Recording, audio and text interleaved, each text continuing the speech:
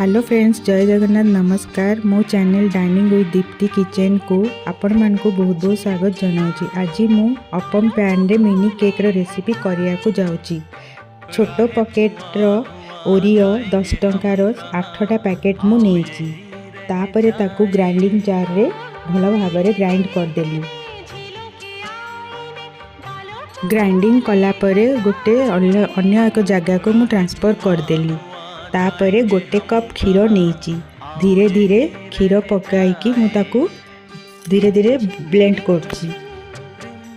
Half tea spoon baking soda 1/4 teaspoon normal soda पकाई तापरे टिके क्षीर दे गोलैबा भल भाबरे मिक्स करदबा। एबे हमें वेनिला एसेंस 1 टेबल स्पून देबा देकी भल भाबरे मिक्स करिबा।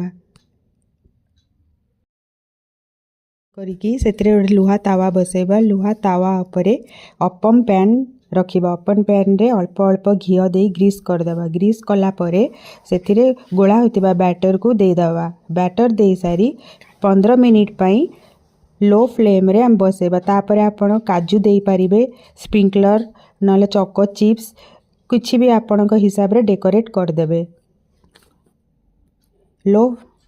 लो फ्लेम रे बसला परे 15 मिनिट परे आपण फोक साहाଯ୍य रे चेक करी देखिबे। फोक जदी क्लीन आसुची तेबे केक हमर रेडी हे गला।